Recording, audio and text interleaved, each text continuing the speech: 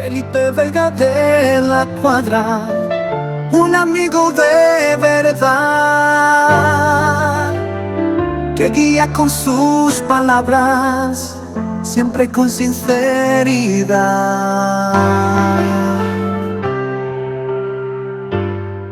¿Qué tal, amigas, amigos? Bienvenidos y bienvenidas a otro en vivo de Sala del Alma aquí en Sanar con Felipe Vega.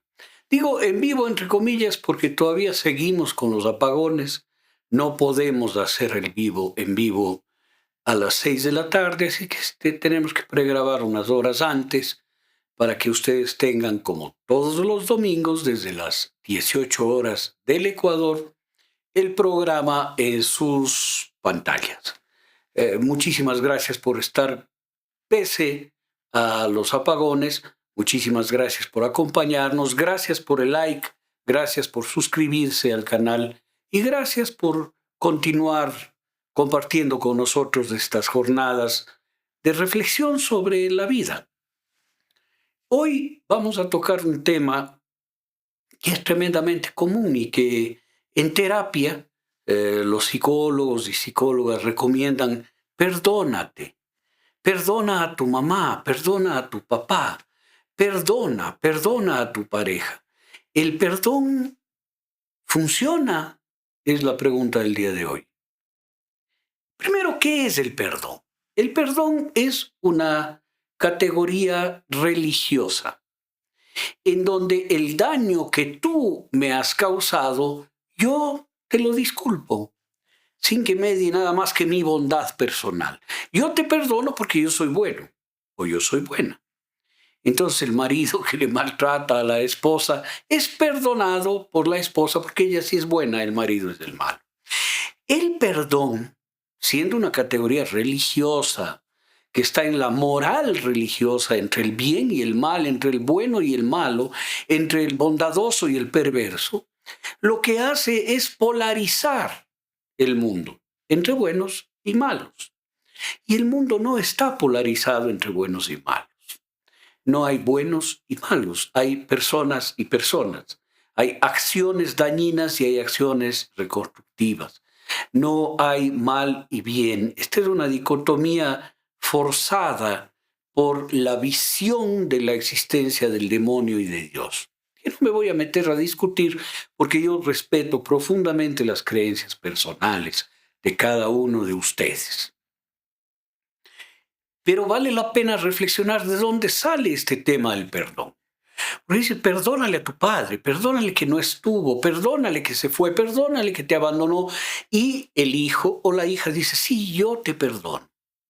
Y con eso el hijo o la hija se convierte en bueno o buena y el padre en malo, perverso.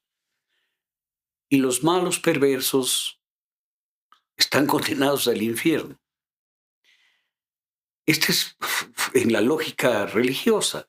El perdón lo único que hace, además de polarizar entre buenos y malos, hace una jerarquización entre los que tienen poder y los que no tienen poder. Y yo que perdono, crezco. Por ahí decía mi abuela: el único que perdona es Dios, porque Dios es grande. Decía mi abuela, que creía mucho en la religión católica. Quien perdona asume una posición de grande, de más grande, porque solo el más grande puede dispensar el perdón. ¿Quién confiere perdones y amnistías? El presidente o presidenta de la República. El señor Biden acaba de perdonar los delitos cometidos por su hijo. Tiene esa facultad porque es la primera autoridad de un país. Cuando yo perdono, me convierto en grande. Y al ser más grande que la persona perdonada, le convierto al perdonado en pequeño. Y el pequeño se resiente con eso. Porque, por ejemplo, en una pareja hay igualdad. Debería haber igualdad. Y si uno perdona, el otro se vuelve más pequeño y hay desigualdad. Y el más pequeño se resiente porque no es más pequeño. Se siente menospreciado literalmente y no asume ese perdón conferido graciosamente por su majestad, quien perdona.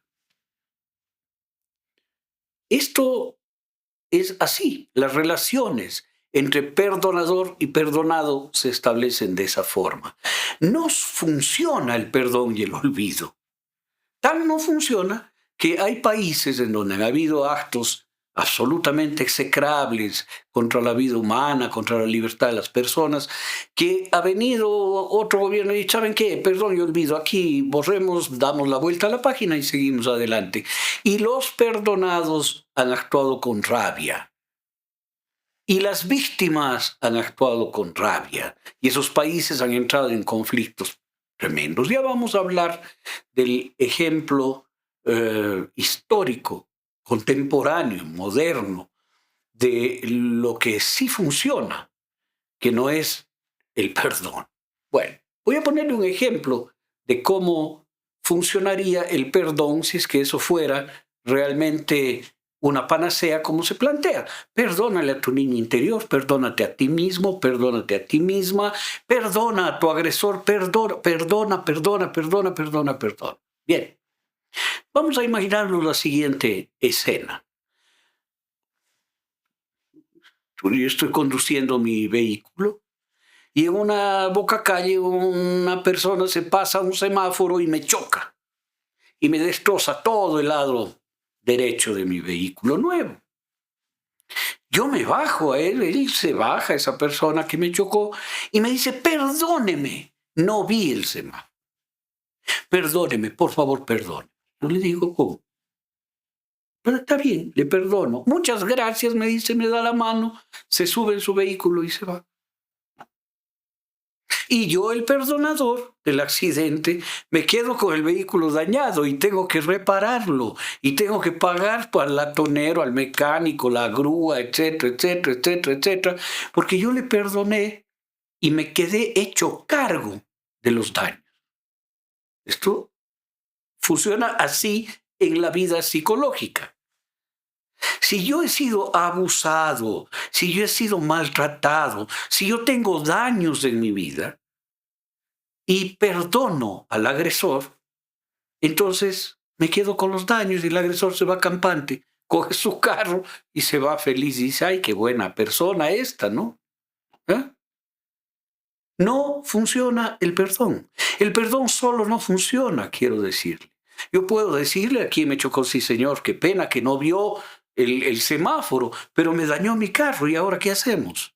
Y él me va a decir, bueno, vamos a la mecánica, o yo tengo el seguro, ¿sabe qué? Déjeme llamar y el seguro le va a reparar el vehículo.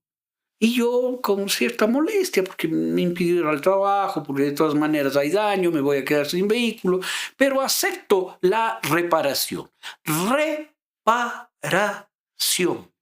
No vale el perdón si no hay reparación.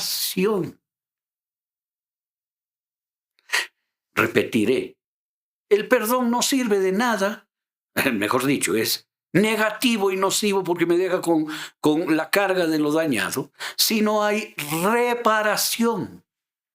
La reparación es la importante. ¿Cómo me repara quien me generó daño? Eso no se ve. Aquí hay... me voy a meter un poco de política en este momento. Alguien hace una ley perjudicial, brutalmente perjudicial para la gente, y se va a la casa perfectamente. Y no está encargado de reparar el daño que generó. Si hay 1000 muertos porque no se pagan las diálisis, hay que reparar los daños que se generaron, que se causaron. Porque algún funcionario o funcionaria impidió el pago a las prestadoras de salud. Y eso significó la muerte de 1000 personas. Y ese funcionario o funcionaria está muy bien almorzando en su casa. Yo no estoy diciendo que vaya preso. Tiene que reparar las vidas que por sus actos dañó. Esta es una responsabilidad básica que debemos tener las personas. con el entorno, con las parejas, con las relaciones, con la familia, con los vecinos, con los demás, con quienes nuestros actos les afectan negativamente. No vale el perdón sin reparación. El perdón solo deja en el perdonante, en el perdonador, la responsabilidad del daño, número uno. Por lo tanto, le deja impune a quien perpetró el daño. Y después, el que perdona se siente más grande, bueno y poderoso que quien es perdonado. Por eso hay tanta satisfacción en el perdón. Porque hay una especie de satisfacción narcisista, para hablar en términos psicológicos. Yo me satisfago mi sentimiento de personalidad el momento que soy tan grande y tan poderoso y tan bueno que perdono a quienes me han hecho daño o a quienes han hecho.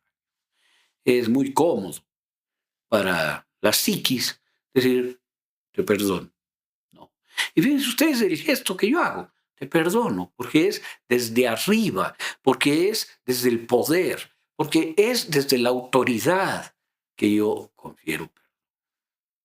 Y esto me lleva a pensar que muchas víctimas, y lo que voy a decir es muy delicado de tratar, muchas víctimas se enganchan en el papel de víctimas y dramatizan su papel de víctimas para lograr esta satisfacción narcisista del perdón.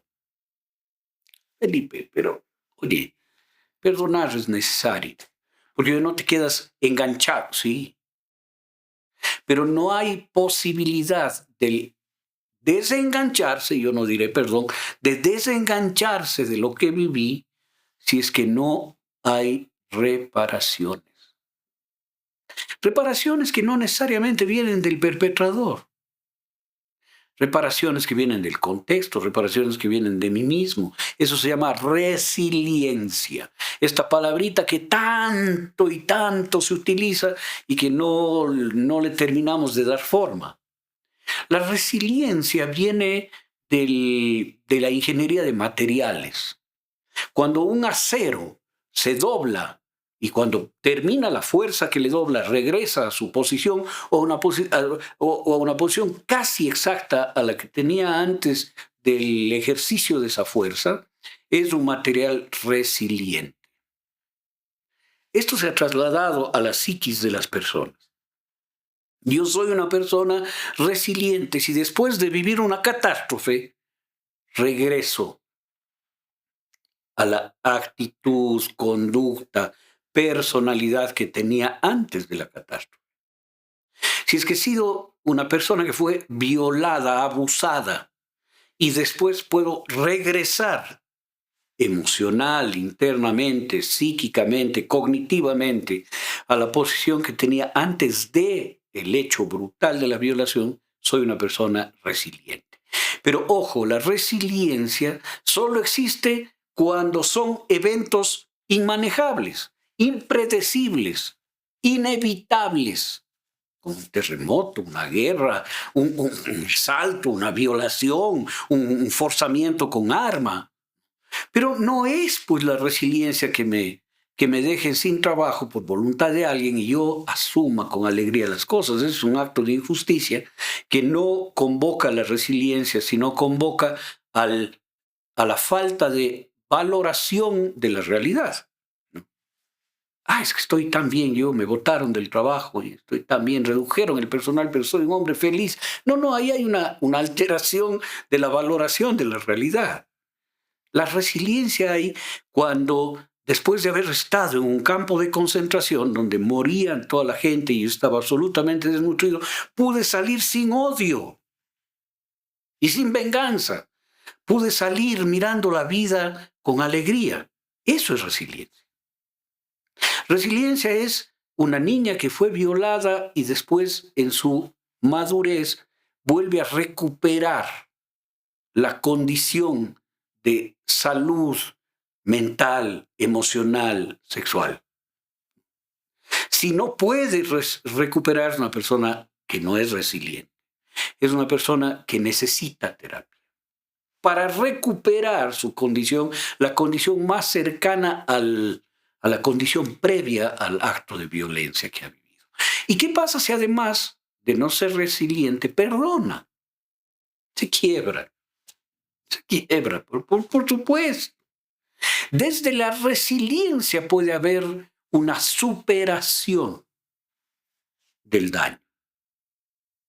Yo he oído con mucha atención a una, lamentablemente no me acuerdo el nombre, penosamente no me acuerdo el nombre, una reina de belleza mexicana que cayó en la trampa de un psicópata normalizado que la poseyó, se casó con ella, la dominó, la violentó, la maltrató, la trató de anularle, pero al final ella pudo salir de esa vida brutal y traumática. Ella no ha perdonado nada, ella ha tenido una actitud de resiliencia y ha podido recuperarse cuando tiene más de 40 años. Esto le sucedió cuando apenas tenía 18 o 17 años, empezó a sucederle, y a los más de 40 años pudo salir de esto. Y tiene una actitud maravillosa frente a la vida. Y tiene una campaña extraordinaria de autovaloración para las mujeres para que no caigan en esa. Eso es reparar, porque ella está subsanando su propio daño al proyectar las posibilidades de defensa de otras mujeres para que no caigan en la tragedia que cayó ella. Estas son formas de reparación. El perpetrador tiene que ser castigado, esto es elemental. La sociedad debe tener sistemas de castigo. No debe haber impunidad como los hechos que hemos vivido en el Ecuador de que matan a una teniente en un reparto militar y la violan y después no pasa nada y todo el mundo queda y todo queda cubierto.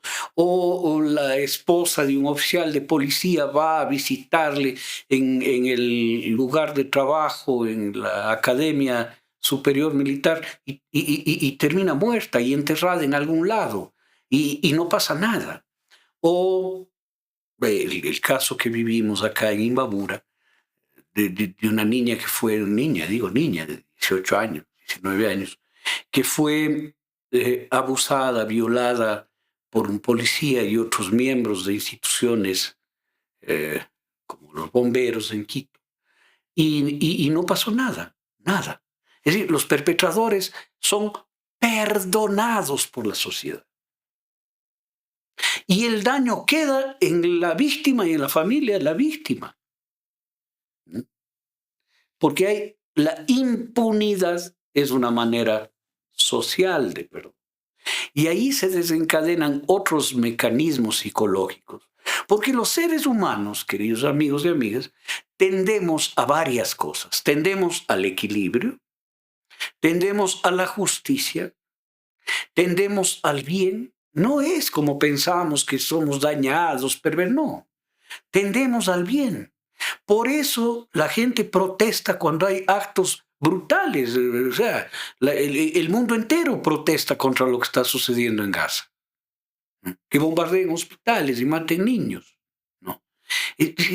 Todos tendemos hacia el equilibrio, el bien, la preservación de la vida. Esta es nuestra constitución básica. Y el perpetrador también tiende hacia la justicia. El perpetrador reclama sanción. Y si la sociedad no le sanciona y genera impunidad, el perpetrador entra en procesos psicopáticos y sociopáticos tremendos. Miren, la justicia, la sanción social son mecanismos necesarios y saludables. La rehabilitación de los delincuentes son mecanismos saludables porque le permiten recuperar su dignidad, la dignidad que perdieron en sus actos brutales. Hablar así de esto en un país en donde se está apostando a la bestialidad frente al delito, un delito que es inmanejable, es necesario, es absolutamente necesario, porque todos y todas en el fondo de nuestra alma tendemos hacia valores, tendemos hacia equilibrio, tendemos hacia la justicia, tendemos hacia la sanción de lo que está mal. Mucha gente, muchísima gente, que ha cometido actos que sabe su conciencia, ese grillito, ese Pepe Grillo que nos dice todo el tiempo, actuaste mal, así no es. No, yo tengo razón. No, pero actuaste mal. Ese Pepe Grillo que está adentro de nosotros, que era la conciencia de Pinocho, ¿no? Es el que termina por enfermar a ciertos perpetradores. Que así se nieguen, son conscientes de sus actos brutales. Por lo tanto, una sociedad sana tiene que permitir este tipo de mecanismos, tiene que sancionar con humanidad y con justicia los hechos que van en contra de los demás, tiene que evitar la impunidad, tiene que resarcir y reparar a las víctimas. Esto lo hizo Sudáfrica. El ejemplo de Sudáfrica que el programa anterior conversábamos cuando hablábamos del Ubuntu y de lo que hicieron Desmond Tutu y Winnie Mandela, la esposa de Mandela, el gran presidente de Sudáfrica, desde el primer presidente de esta Sudáfrica independiente, libre y soberana después del apartheid, pues lo que ellos hicieron luego del apartheid, de la brutalidad del apartheid, es la demostración de lo que se puede hacer y se debe hacer. Hay que reparar, hay que evitar la impunidad, hay que lograr justicia, reparación. Y solo ahí hay reencuentro. Solo ahí podríamos pensar que todo se vuelve a equilibrar y a igualar. Yo me hago una pregunta, queridos amigos y amigas. En el Ecuador hubo, el año anterior, 8.000 asesinatos. Hoy, este año, vamos a estar por alrededor de 7.000 asesinatos. Por lo tanto, en 2 años hay 15.000 familias que son víctimas. ¿Quién va a reparar eso? ¿O va a ser una herida abierta que va a quedar en el Ecuador y que va a seguir abriéndose? Y estoy hablando solo de 2 años, no estoy hablando de los 5 anteriores. ¿Quién va a reparar? El Ecuador tiene que reparar eso.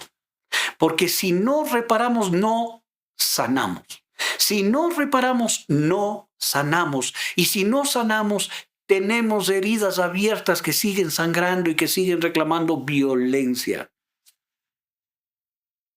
Estoy hablando en términos sociales, pero funciona también en términos familiares. Cuando se comete una injusticia, cuando en el reparto de la herencia que dejó papacito sin explicar a nadie, le perjudicamos a uno de nuestros hermanos o a una de nuestras hermanas, y entre los más pilas nos repartimos la parte más grande, y a él como es muchacho, es muchacha, le dejamos una cosita así nomás. Eso, si no hay reparación posterior, va a ser una herida abierta que afecte a las relaciones de la familia.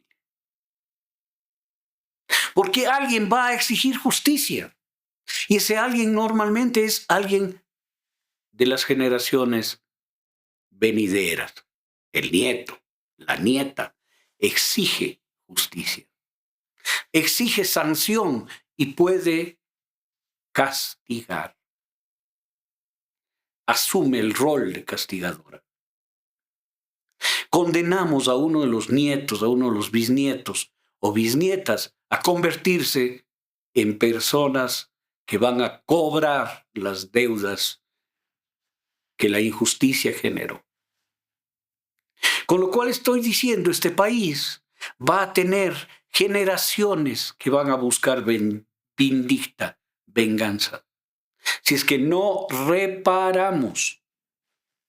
Y la reparación tiene que ser la reparación a las familias de las víctimas. Miren, en el programa anterior les contábamos que en los juicios que se llevaron en Sudáfrica presididos por el obispo Desmond Tutu y Winnie Mandela, no se establecieron sentencias de 40 años, de 50 años de cárcel, como la que vivió el presidente Mandela, sino se establecieron responsabilidades. Usted asesinó personas en las cárceles del apartheid. Bien, hágase cargo de la educación de los hijos de esas personas asesinadas. ¿De dónde le salió la idea? Del Ubuntu de la tribu Zulú.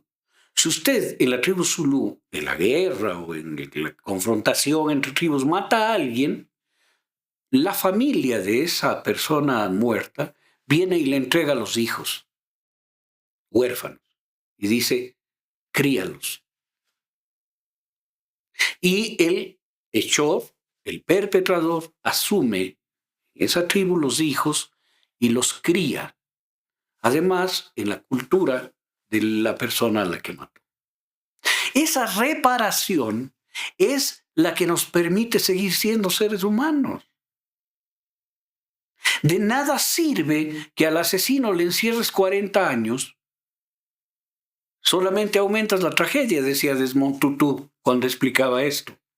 Es decir, en vez de tener una víctima más sus hijos, acá tenemos otra víctima más sus hijos. Porque sus hijos también quedan en el abandono con el padre preso. Entonces no tenemos una familia destrozada, sino dos. Y por supuesto, Desmond Tutu en su visión maravillosa dijo, no, esto no puede ser. Y aplicó el Ubuntu.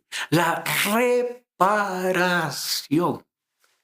Reparar. En un programa de los que tenemos colgados aquí en Sanar con Felipe Vega, les contaba una reparación que recomendó Hellinger, Bert Hellinger, alguien me dijo, ¿qué es lo que tú quisieras? El esposo le puso cuernos con otra persona y tal. Y dijo, ¿cómo te sentirías reparada? Y ella dijo, bueno, yo quisiera un collar de perla, piedras finas, de diamantes. Y el otro dijo, muy bien, que te dé eso. Y que ese es el acto de reparación. Porque el acto de reparación es lo que requiere la víctima. Hay víctimas que no piden más, como el don Pedro Restrepo, para quien va todo mi cariño y que está en una situación tan delicada de salud. ¿No? Para él lo único que quería eran los cuerpos de sus hijos. Esa era su reparación. Y nunca le dieron esa reparación. Fíjense, no estaba diciendo quiero plata, no estaba diciendo quiero castigo. No, quería los cuerpos de sus dos tiernos hijos que les asesinó la policía. La reparación que han pedido las abuelas de la Plaza de Mayo con tanto joven desaparecido en Argentina fue devuélvanos nuestros nietos. Esos que cuando nacieron en la cárcel les arrebataron a nuestros hijos y después les mataron a nuestros hijos. No están diciendo, quiero que les destripen. No, están diciendo, devuélvanos nuestros nietos. La reparación no es descomunal. La reparación nunca es del mismo tamaño del daño causado. Los papás de Aidita Ati quieren la verdad. La verdad.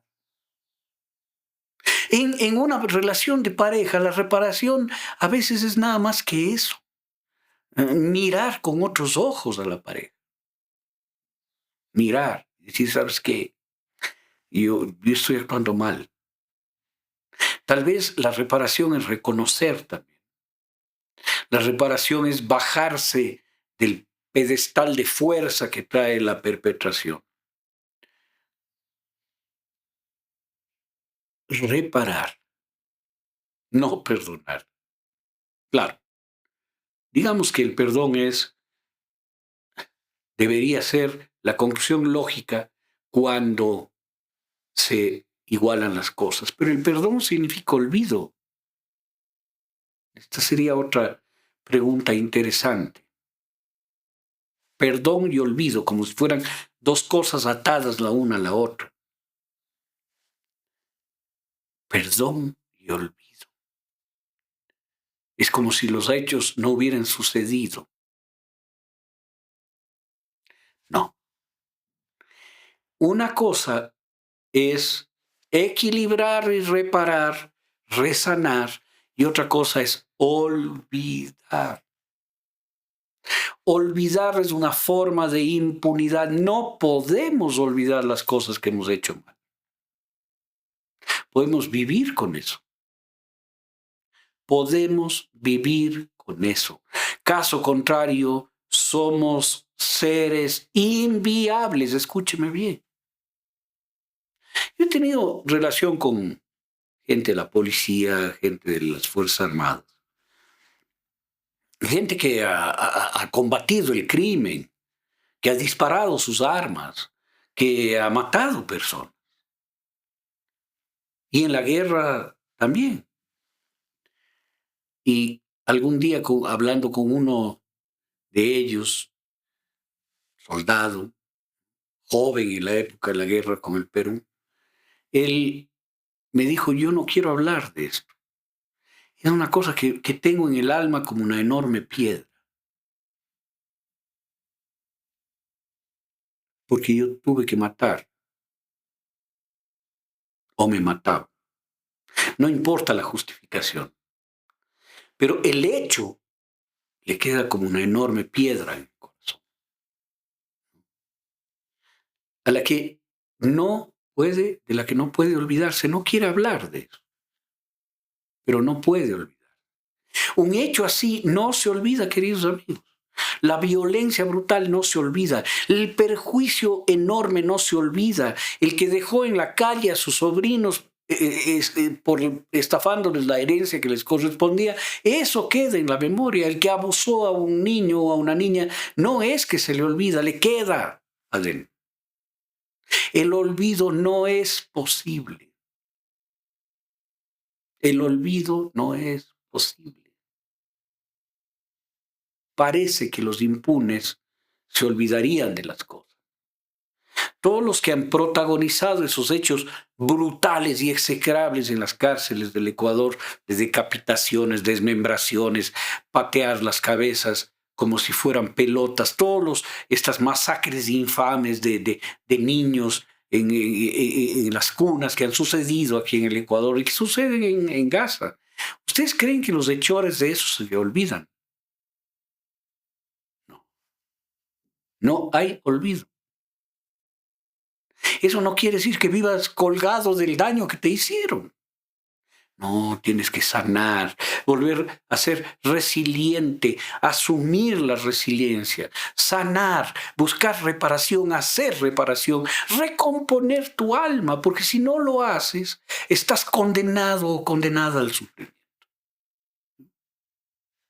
La reparación no solo es que alguien venga y te pague la reparación. La reparación es lo que yo mismo hago. Uy, mi casa está mal, voy a pintarle, voy a arreglar las tuberías. Eso también puedo hacer conmigo mismo, con mi alma, con mi psiquis. Reparar para poder vivir.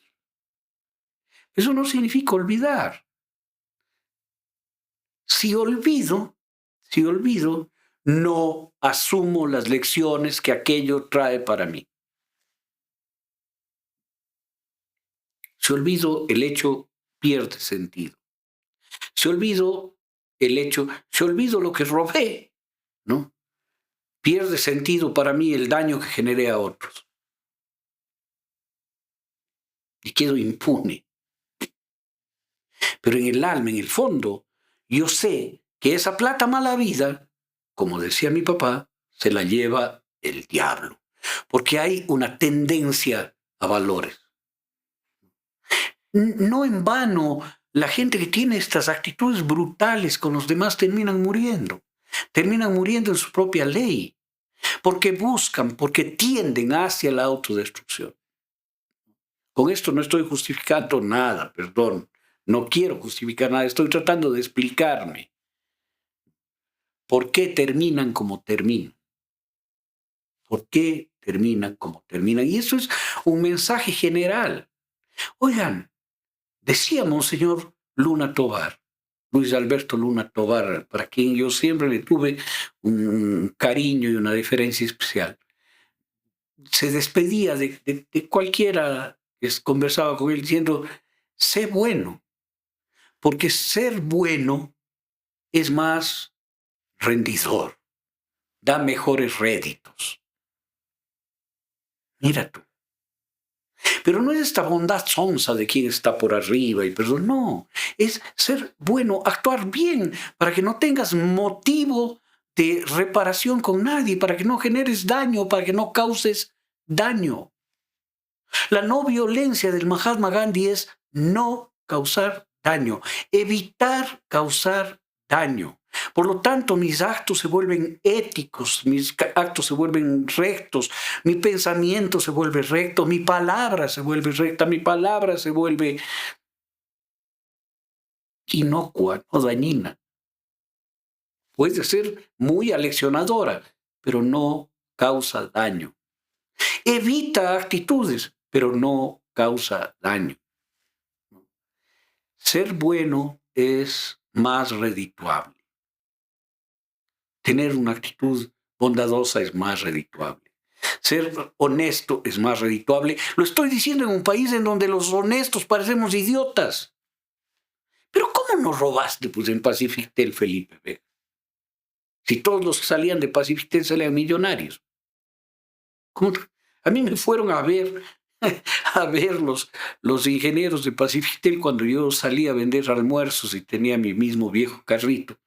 No creían, no podían creer. Esto no me hace mejor que nadie. Me hace excepcional, que no es la regla. O sea, soy una excepción. Y esto no me hace mejor que nadie. Lo repito. Pero qué bruto, ¿no? Ese es el valor que está en nuestra sociedad. O sea, si no robas, si no te aprovechas del cargo, pues eres un tonto. Esto hay que cambiar. Esto hay que cambiar. Porque es más redituable humanamente y para todos que seas honesto, honrado, que no metas mano en el dinero público. Eso te hace mejor, te hace bien. Que hagas las reparticiones con justicia. Que si a ti te toca disponer de los bienes que dejó el papacito, la mamacita, hazlo con la justicia más recta. No te aproveches. No te aproveches del hermano, no te aproveches del más débil, no te aproveches. Si vendes algo, no te aproveches del que está comprándote las cosas, de su necesidad. Si eres un sanador, no te aproveches de la enfermedad del que está sufriendo. Si eres un educador, no te aproveches de la ignorancia del que tienes que sacarle de la ignorancia. Son normas básicas para no causar daño. Y si causas daño, repara. No pidas perdón. No pidas perdón. No esperes que haya impunidad. No te alegres con la impunidad. No aplaudas la impunidad. Porque lo que le hace bien a una sociedad, lo que le hace bien a las personas es la justicia, la equidad, lo que es natural en los seres humanos. Hay una larga discusión entre dos corrientes de pensamiento. Una de Jean-Jacques Rousseau, que dice, que tiene la teoría del buen salvaje.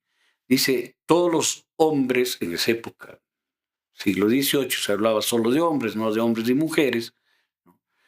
Decía, refiriéndose al género humano, todos los hombres nacen buenos. Por eso se llama la teoría del buen salvaje. ¿No? Y tienden a valores. Esta es la visión de Rousseau. Pero había otra visión de los empiristas ingleses, con ellos Hume, Locke y todos ellos, que planteaban que el hombre es el lobo del hombre, que el hombre nace malo, que el género humano nace perverso. y que solamente la fuerza le convierte en un ser bondadoso y autorregulado. Yo estoy más con Rousseau. Cuando veo a los bebés de 5 meses, de 4 meses, no veo a un lobezno mordiendo y tratando de comerse al bebé que está al lado. Veo un ser bondadoso, conectado con el bebé que está al lado. Que si uno llora, todos lloran. Si uno ríe, todos ríen.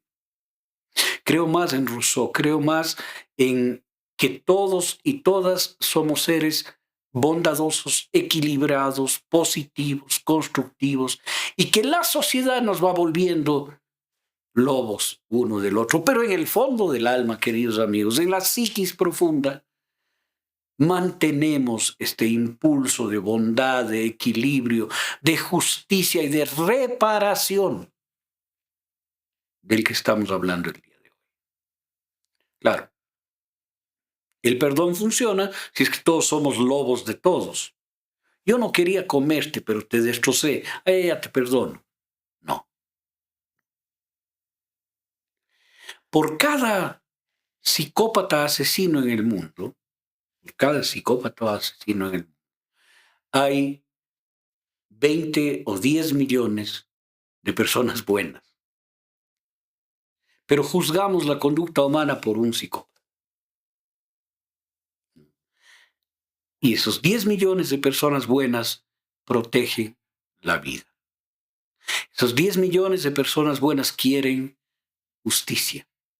Esos 10 millones de personas buenas por cada psicópata son incapaces de hacerle daño a alguien. Pero vende más en los medios la historia del psicópata, que se comió al vecino, que mató y hizo filetes a 19 mujeres.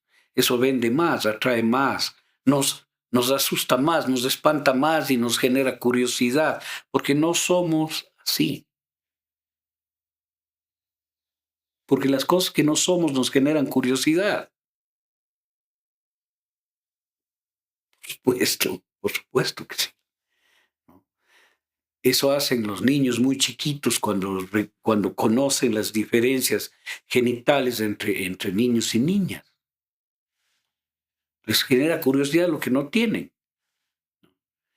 Entonces, centrémonos más en esto, en la bondad humana, en la justicia a la que tendemos todos y todas, a la equidad a la que tendemos todos y todas.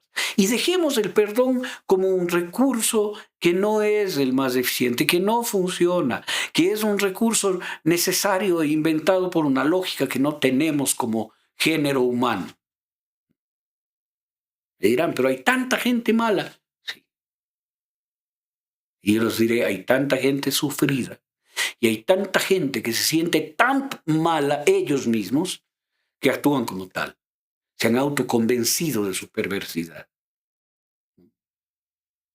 Y que todos como hermanos, ahí sí como hermanos, somos hermanos y hermanas todos y todas, podemos abrazarnos, protegernos y sanar. Bien, yo creo que el tema daría para muchísimo más, pero mi intención en este programa es dejar solamente este mensaje. El ser humano no soporta la inequidad, el ser humano no soporta la impunidad, el ser humano, ni la propia ni la ajena, el ser humano no soporta la injusticia, ¿no? Y tendemos hacia valores, todos y todas. Nacemos buenos y nos mantenemos buenos, pese al impacto brutal de la sociedad que nos obliga y nos empuja a ser lobos unos de otros, ser tiburones. Y el perdón está diseñado para entre tiburones y lobos. La reparación es la lógica natural que tenemos los seres humanos. Eso que nos hace sana al niño cuando se golpea. A cualquier niño, no a mis hijos, a mis nietos. A cualquier niño que se cae en la calle, yo voy y lo recojo. Si una persona se tropieza, yo voy y le levanto. Y trato de curarle. Y si se lastimó, veo, yo tengo aquí una cura. Reparar es nuestra tendencia, nuestra lógica. Esta sociedad que vivimos hoy necesita eso. Necesita esto. Las relaciones familiares, interpersonales, laborales que tenemos hoy necesitan eso. No es una partida, una jauría de perros hambrientos que se muerden unos a otros. Es un grupo humano que quiere trabajar y todos quieren poner, todos y todas quieren poner lo mejor de sí. A veces no pueden, a veces no les dejan, a veces no saben cómo, pero todos y todas queremos poner lo mejor de nosotros. Si no fuese así, el ser humano no hubiera llegado a lo que ha llegado. En la colaboración de todos, porque tendemos hacia eso. Reconozcámonos como personas de bien. Reconozcámonos como personas justas. Reconozcámonos como personas honradas. Reconozcámonos como personas que tienen buena intención frente a los demás. Y recuperemos resilientemente, con esa fuerza interna, la bondad. Porque como decía Monseñor Luna, y con esto quiero cerrar, ser bueno es más redituable. Es mejor ser bueno.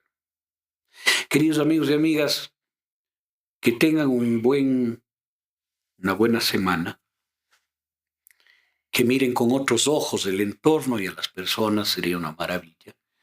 Y dejen el perdón y el olvido al ladito un poco. Y traten de reparar y de aprender de lo que han dañado. Eso. Pongan un like, suscríbanse al canal y otra vez, ojalá el próximo domingo podamos hacer un en vivo con ustedes. Hasta el próximo amigo. Felipe Vega de la Cuadra, un amigo de verdad, que guía con sus palabras, siempre con sinceridad.